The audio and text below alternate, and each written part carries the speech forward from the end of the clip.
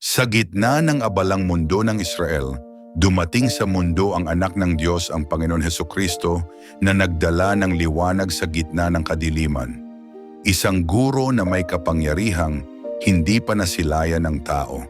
Sa kanyang salita may kagalingan, sa kanyang haplos may pag-asa, at sa kanyang presensya nagaganap ang imposible.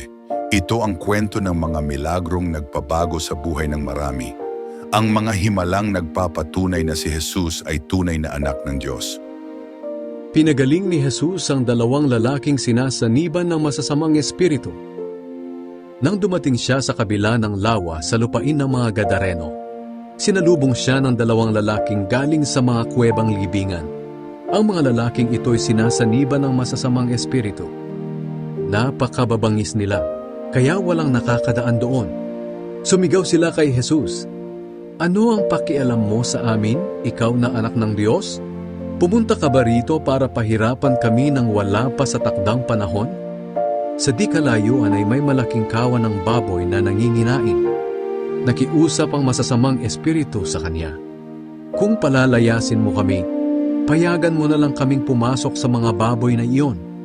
Sinabi ni Jesus, "Sige, umalis kayo." Kaya lumabas ang masasamang espiritu sa dalawang lalaki at pumasok sa mga baboy. Nagtakbuhan ang buong kawan ng baboy pababa ng burol, nagtuloy-tuloy sa lawa at nalunod. Tumakbo ang mga tagapag-alaga ng mga baboy papunta sa bayan at ipinamalita ang nangyari sa mga baboy at sa dalawang lalaking sinaniban ng masasamang espiritu. Kaya lumabas ang lahat ng tao sa bayan at pinuntahan si Jesus. At nakiusap sila na umalis siya sa lugar nila. Pinagaling ni Jesus ang isang paralitiko. Sumakay sina Jesus sa bangka at tumawid sa kabila ng lawa. Pagdating nila roon, umuwi si Jesus sa sarili niyang bayan. Doon ay may mga taong nagdala sa kanya ng isang paralitikong nakaratay sa higaan. Nang makita ni Jesus ang kanilang pananampalataya, sinabi niya sa paralitiko, "Anak, lakasan mo ang loob mo. Pinatawad na ang iyong mga kasalanan."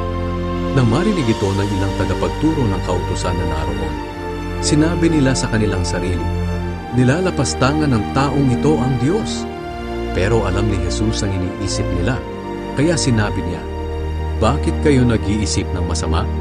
Alin ba ang mas madaling sabihin? Pinatawad na ang mga kasalanan mo, o tumayo ka at lumakad? Ngayon papatunayan ko sa inyo sa pamamagitan ng pagpapagaling sa taong ito na akong anak ng tao ay may kapangyarihan dito sa lupa na magpatawad ng kasalanan." At sinabi niya sa paralitiko, "Tumayo ka, buhatin mo ang iyong higaan at umuwi ka." Tumayo nga ang paralitiko at umuwi. Namangha ang mga tao nang makita nila ito at pinapurihan nila ang Diyos na nagbigay sa mga tao ng ganoong kapangyarihan. At sa isang salita ng Panginoon, naganap ang himalang hindi kayang gawin ng tao. Pinatawad ang kasalanan at ibinalik ang lakas ng lumpo.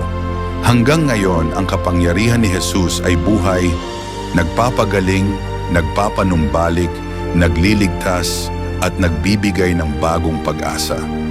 Ito ang Diyos na gumagawa ng himala noon at patuloy na gumagawa ng himala ngayon.